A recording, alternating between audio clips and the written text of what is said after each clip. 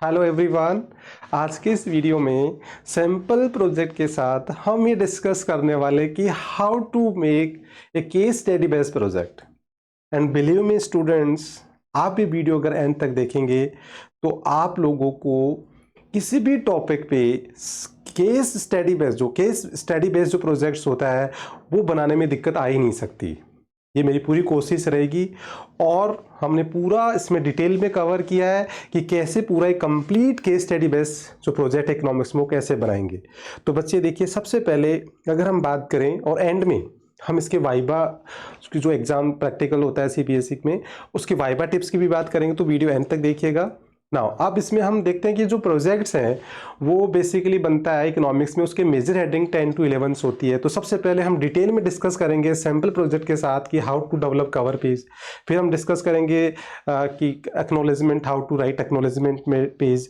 फिर हम डिस्कस करेंगे कि how to write the conclusion certificate का पेज कैसे लिखेंगे।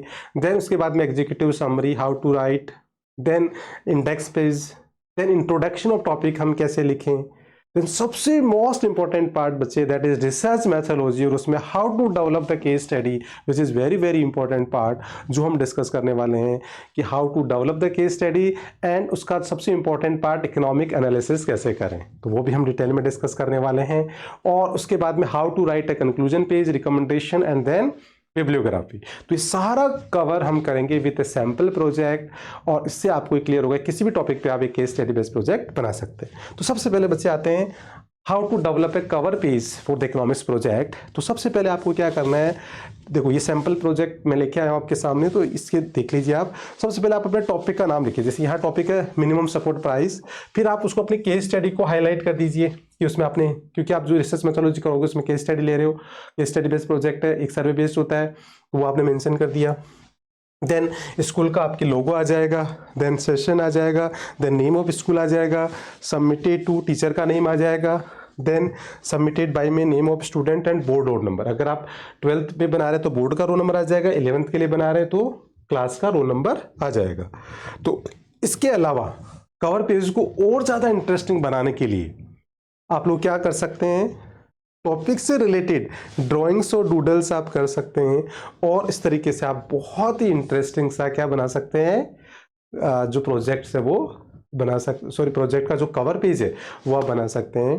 तो how to prepare the cover page, I hope आपको समझ में आ गया किस तरीके से बनाएंगे। तो किसी भी टॉपिक पे लेके आप ऐसा बना सकते हैं। देन उसके बाद में एक्नॉलेजमेंट। देखो बच्चे, एक्नॉलेजमेंट जो होता है उसकी एक प्रॉपर सेट लैंग्वेज होती है, तो उस सेट लैंग्वेज को आप एज इट इज यहाँ से कॉपी कर सकते हैं, यही लैंग्वेज होती है। बस उसमें नेसेसरी चेंज आपको क्या करना है, नेम ऑफ स्टूडेंट, टीचर का नेम, टॉपिक का नेम, और लास्ट में जो name of student and signature which is must, because you are going to acknowledging कि आपने जो भी वर्क किया है विच इज ओरिजिनल एंड आपने खुद नहीं किया है, तो इसलिए आपका सिग्नेचर और नेम जरूरी होता है। और इस तरीके से ऊपर ये पूरा एक हेडिंग डाल के अच्छा सा आप एक्नॉलेजमेंट पेज लिख सकते हैं। देन उसके बाद बच्चे आता है सर्टिफिकेट। आप सर्टिफिकेट का भी एक सेट फॉर्मेट होता है, लैंग्वेज होती है, जो आप एज इट इज यहाँ से कॉपी कर सकते हैं। नेसेसरी चेंज आपको क्या करना है, नेम ऑफ स्टूडेंट, टॉपिक का जो नेम है वो चेंज करना है, जो भी आपका टॉपिक होगा वो प्रोजेक्ट का।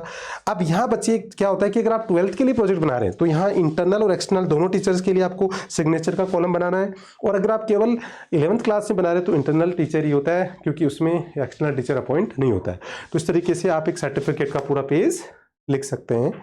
देन उसके बाद में बच्चे इंडेक्स, तो ये तो बताने की जरूरत ही नहीं है, क्योंकि इंडेक्स में पेज नंबर और जो भी आपके मेजर हेडिंग्स है वो सारे और विद द पेज नंबर, इसको और भी अच्छा बना सकते हैं आप।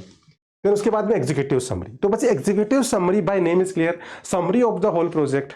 और ये देखो वाइबा में भी बहुत इंपॉर्टेंट टूल प्रयोग करेगी, जो आगे आपको मैं बताऊंगा। तो इस तरीके से समरी जो है पूरे प्रोजेक्ट की बेस्ट आइडिया होता है कि आप इसको 5 पैराग्राफ में लिखिए। First, why did you choose this topic, objective बता दो। Then steps involve in the project, जैसे मैंने बताया 10 to 11। फिर about your case study 1 paragraph about your conclusion which you want to highlight, क्योंकि आगे तो आप डिटेल में एक पूरा पेज बना रहे हो, यहाँ 1 पैराग्राफ लिखना है। 1 पैराग्राफ ऑफ रिकमेंडेशन जो विच यू वांट हाईलाइट, बिकॉज आगे तो आपने पूरा एक पेज लिखा है उसमें से। तो इसलिए 5 पैराग्राफ में अगर आप ये लिख लेंगे तो इससे क्या होगा, आपका जो वाइबा होगा वो बहुत अच्छे से जाएगा। आप पूरे प्रोजेक्ट को नॉन स्टॉप क्या कर सकते हैं, बेसिक जो क्वेश्चंस होते हैं प्रोजेक्ट के वो आप अटेम्प्ट कर सकते हैं। तो इस तरीके से 5 पैराग्राफ्स में उन्होंने लिखा है वो आप लिख सकते हैं। एग्जीक्यूटिव समरी को। ये 1 पेज में भी हो सकता है, 2 पेज भी हो सकते हैं, मैक्सिमम 2 पेज। देन उसके बाद इंट्रोडक्शन ऑफ टॉपिक। अब बच्चे इंट्रोडक्शन ऑफ टॉपिक है वो किस पर डिपेंड करता है? वो डिपेंड करता है कि आपका सिलेक्शन ऑफ टॉपिक क्या है। तो सिलेक्शन ऑफ टॉपिक बेसिकली है वो 2 तरीके से होता है, एक आपके सिलेबस बेस जो होता है वो टॉपिक ले रहे हो, या फिर एक आप करंट वाला ले रहे हैं। तो अगर सिलेबस का टॉपिक ले रहे हैं तो पर्टिकुलर चैप्टर जो आपकी बुक्स का है वो आप एज इट इज इंट्रोडक्शन में आप वहां से लिखेंगे, टेक्स्ट बुक से लिखेंगे। और अगर आपने कोई गवर्नमेंट पॉलिसीज या करंट इश्यूज लिया तो वो सारा आपको जो सेकेंडरी सोर्सेज है, ऑथेंटिक सोर्सेज, वहां से आपको सारी इंफॉर्मेशन लेनी है। तो ये जैसे मिनिमम सपोर्ट प्राइस टॉपिक है वो बेसिकली एक गवर्नमेंट पॉलिसीज है, तो इसका जो इंट्रोडक्शन है वो आपको सेकेंडरी सोर्सेज से मिलेगा। तो वो सोर्सेज से आप इसका इंट्रोडक्शन, व्हाट इज एमएसपी, और इसके बारे में ये सारा इंट्रोडक्शन लिख देंगे। तो इसके जो मिनिमम 6 पेज होने, मिनिमम जो है वो 6 to 10 पेजेज होने चाहिए। वो डिपेंड करता है कि आपका केस स्टडी अगर ज़्यादा पेजेज हो रहे हैं तो इसको कम कर लो और इसको बढ़ा लो, इस तरीके से आप चेंज कर सकते हो। तो ये सारा इसमें इंट्रोडक्शन तरीके से लिखा हुआ है। देन उसके बाद ये सब इंट्रोडक्शन चल रहा है। अब आता है बच्चे केस स्टडी। तो केस स्टडी जो है वो देखो बेसिकली प्रोजेक्ट के जो मिनिमम होते हैं 30 पेजेस और 40, तो आप इंट्रोडक्शन में जैसे यहाँ थोड़ा कम पेज लिखे, आप 10 पेज बना लोगे, आप केस स्टडी के 10, तो मिनिमम इतने तो बनने ही चाहिए। अदरवाइज तो क्या होगा, फिर आपका प्रोजेक्ट बहुत ही शॉर्ट हो जाएगा।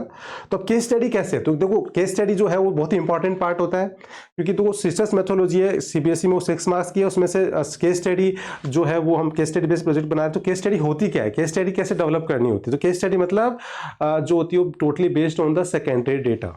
तो सेकेंडरी डेटा पे बेस्ड होती है। अब डेवलप कैसे करनी होती है केस स्टडी? किसी भी टॉपिक पे आपको केस स्टडी डेवलप करनी है तो आप क्या करेंगे, सबसे पहले उसका इकोनॉमिक एनालिसिस ढूंढे कि आप उसका एनालिसिस क्या करें। जैसे ये मिनिमम सपोर्ट प्राइस है तो इसमें स्टूडेंट ये एनालिसिस कर रहा है कि भाई इसके क्या जो इकोनॉमिकली इम्पैक्ट हुए country as a whole, society पे, फार्मर्स पे, है ना। तो पहले वो डिसाइड कर लीजिए पॉइंट कि किन पॉइंट पे आप इसको एनालिसिस करने जा रहे हैं। फिर आप क्या करिए, जो सेकेंडरी डेटा है, जो सोर्सेज है वहाँ, जैसे न्यूज़पेपर आर्टिकल्स हैं, कुछ वेबसाइट्स हैं, कुछ ऑथेंटिक ब्लॉग्स हैं, और ना वो सारे वहाँ से आप क्या करें, इससे रिलेटेड जो आप जो टॉपिक पे आप एनालिसिस कर रहे हैं उससे रिलेटेड इन्फॉर्मेशन डिफरेंट सोर्सेज से कलेक्ट करते रहिए और उसको पैराग्राफ में लिखते रहिए आप। तो एक केस स्टडी आपकी बन जाएगी। और जैसे इसकी केस स्टडी का जो इसका डॉक्यूमेंट है केस स्टडी का, जैसे पॉलिसी डॉक्यूमेंट्स है, इंडियन एग्रीकल्चर एक्ट, वहाँ से भी आप ले सकते हैं। इसके अलावा इसके ऊपर जो रिव्यूज़ हैं, जो इकोनॉमिस्ट और जो स्पेशलिस्ट एक्सपर्ट का, वहाँ से ले सकते हैं। न्यूज़पेपर से कवरेज ले सकते हैं, वहाँ से जो ऑथेंटिक सोर्सेज है वहाँ से सारा लेके जिन टॉपिक पे आप एनालिसिस करें उनसे रिलेटेड जो इन्फॉर्मेशन हो पूरे एक पैराग्राफ में आप ऐसे पैराग्राफ में लिख दीजिए बिना हेडिंग के। ये सारी आपने लिख दी। इस तरीके से आपकी केस स्टडी। तो केस स्टडी मतलब what is case study? Case study मतलब the secondary data of your topic, जो आपका जो टॉपिक है उससे रिलेटेड जो सेकेंडरी इंफॉर्मेशन है, सेकेंडरी डेटा है जो पब्लिश फ्रॉम डिफरेंट सोर्सेज, वो सारे आपको यहाँ पैराग्राफ में। फिर अब इसका क्या आ जाएगा, आगे हम इसका क्या करेंगे, केस स्टडी का analysis, which is very important part. तो अब इसमें एनालिसिस में आप इकोनॉमिकली इंटरप्रिटेशन करेंगे कि इसका इकोनॉमिकली क्या पॉजिटिव नेगेटिव इंपैक्ट रहे। तो वो देखिए, सबसे पहले against the split of federalism, तो ये सारे पॉइंट्स में उन्होंने ये पॉइंट्स बना दिए। इस तरीके से आप अपने टॉपिक पे कोई भी इकोनॉमिक एनालिसिस में जो बहुत ही ट्रांसफॉर्मिंग जो पॉइंट्स है, जो इंपॉर्टेंट पॉइंट्स है, वो लेके आप इसको एनालिसिस कर सकते हैं। अगर आपके पास डेटा है तो उसमें टेबल और डायग्राम बना के और भी अट्रैक्टिव बना सकते हैं। डेटा नहीं है तो आप सिंपली पैराग्राफ में भी उसका एनालिसिस कर सकते हैं। तो इस तरीके से पॉइंट्स में भी एनालिसिस हो जाएगा, और डेटा है तो टेबल और बार पाई बना के भी आप स्टैटिकल टूल्स यूज करके भी कर सकते हैं। तो इस तरीके से इन्होंने इसको तीनों जो एक्ट थे इसमें देखो उनके अलग अलग इन्होंने किया है। There were 3 act basically. देखो सबसे पहला एक्ट तो वो था क्या, फार्मर्स प्रोड्यूस ट्रेड एंड ये वाला। फिर सेकंड जो एक्ट था उसके पॉइंट ले लिए, फिर सेकंड का ले लिया, फिर थर्ड का ले लिया, और उनके मेन जो हाईलाइट्स थे, जो मेन जो इकोनॉमिकली पॉइंट ऑफ व्यू से, वो सारे उन्होंने कर दिया। फिर आता है कंक्लूजन। कंक्लूजन बेसिकली क्या होता है कि the important observations of your whole project, जो बेसिकली आपने केस स्टडी ली, उसका एनालिसिस किया, तो उसमें से जो you want to highlight the important observation findings जो आपकी है वो आप यहाँ लिखेंगे। तो ये पॉइंट्स में लिखना ज़्यादा अच्छा होता है कि डिफरेंट पॉइंट्स में आप इसको लिख देंगे। जैसे जैसे आपको याद आएगा जो फाइंडिंग्स है, बार बार आप इसको पढ़ेंगे अपने केस स्टडी को, अपने एनालिसिस को, तो आपको हर बार कुछ ना कुछ नए पॉइंट्स जो है फाइंडिंग्स है वो आपको मिलेगी, तो वो आप यहाँ लिखते जाइए। देन उसके बाद में फिर आता है बच्चे रिकमेंडेशन। ये बेसिकली बच्चे ये अप टू यू कि ये आप पे डिपेंड करता है, क्योंकि एज इकोनॉमिक्स स्टूडेंट इसमें एक्सपेक्टेशन होती है कि आप अपना क्या सजेशन दे रहे हैं विथ ए लॉजिकल रीजन। तो ये टोटली एक्सक्लूसिव आपके अंडरस्टैंडिंग, आपके रीजंस के अकॉर्डिंग आपको यहाँ सारे पॉइंट्स लिखने हैं कि और बेटरमेंट क्या हो सकता है। जैसे इस मिनिमम सपोर्ट प्राइस की बात करें तो इसमें जो एग्रीकल्चर एक्ट आया उसमें बेसिकली बाद में गवर्नमेंट को विड्रॉल करना पड़ा, या इसमें कितना स्ट्राइक्स हुई वो सारे, तो उन पर बता सकते हो कि इसका और क्या डिफरेंट मेथड हो सकता था इम्प्लीमेंटेशन का, और इसमें बेटरमेंट क्या हो सकता था, किस तरीके से इसको हम इम्प्लीमेंट। तो वो as economic student what do you think, your opinion with logical reasoning, वो सारा बता देंगे। देन उसके बाद में बिब्लियोग्राफी। तो बच्चे बिब्लियोग्राफी आपको पता ही है कि आपका जो सोर्सेज ऑफ इंफॉर्मेशन आपने कहाँ से लिए वो आपको मेंशन करना होता है, जिससे पता लगता है कि आपके प्रोजेक्ट कितना ऑथेंटिक है। तो ये सोर्सेज ऑफ इंफॉर्मेशन आपने कहाँ कहाँ से लिया है वो आपको मेंशन करना होता है बिब्लियोग्राफी में, जिससे आपके एनालिसिस का, आपके केस स्टडी का एक ऑथेंटिसिटी चेक होती है, एक रिलायबिलिटी, और आपके प्रोजेक्ट का एक वेटेज बढ़ता है। नाउ अब हम बात करते हैं वाइवा टिप्स। तो बच्चे वैसे बेसिकली देखें तो 20 मार्क्स का प्रोजेक्ट होता है जिसके 2 पार्ट होते हैं। 12 मार्क्स की फाइल में मैंने आपको पूरा बता ही दिया। अब आता है वाइवा 8 मार्क्स का। तो वाइवा के में आपको करना क्या होता है, बेसिकली जो क्वेश्चंस आते हैं वाइवा में वो सीबीएसई गाइडलाइन के अकॉर्डिंग पूरे प्रोजेक्ट पे बेस्ड होते हैं। तो सबसे पहले आप काम यही करेंगे कि आपको प्रोजेक्ट थोरोली पढ़ना है। प्रोजेक्ट में आपने जो भी डेट्स, जो भी टर्मिनोलॉजी, जो भी आपने इंक्लूड किया है वो सब कुछ आपको एक्सप्लेन आप कर सकते हो। देखो सबसे खराब इंप्रेशन कब होता है, जब बच्चे क्या करते हैं जो प्रोजेक्ट में लिखा हुआ है वही हम एक्सप्लेन नहीं कर पाते, तो फिर आपका वाइवा का कोई सेंस नहीं रहता है, वो आपका बहुत खराब इंप्रेशन होता है। तो बच्चे अगर आपको फर्स्ट इंप्रेशन क्रिएट करना है और फुल मार्क्स लेने हैं तो वाइवा को थोरोली पढ़ना है। जो भी आपने इसमें इंक्लूड किया है, any diagrams, numericals, data, terminology, सब थोरोली पढ़ लिए word to word and you able to explain, तो आपका इंप्रेशन बहुत अच्छा जाने वाला है। एंड बिलीव मी, अगर फिर भी आपको दिक्कत आती है, कोई क्वेश्चन नहीं आ रहा, तो उसका गलत आंसर ना देके आप उसको चेंज कर लीजिए, सॉरी बोल दीजिए, and you can ask for the change of question. तो इस तरीके से आप वाइवा और एग्जीक्यूटिव समरी बहुत हेल्प करेगी आप वाइवा में। जो बेसिक क्वेश्चंस आते हैं, जो कॉमन क्वेश्चंस आते हैं, वो सारे आपके एग्जीक्यूटिव समरी में ही कवर हो जाते हैं। और इसके लिए मैंने एक अलग से भी वीडियो बनाया है, वो भी आप देख सकते हैं।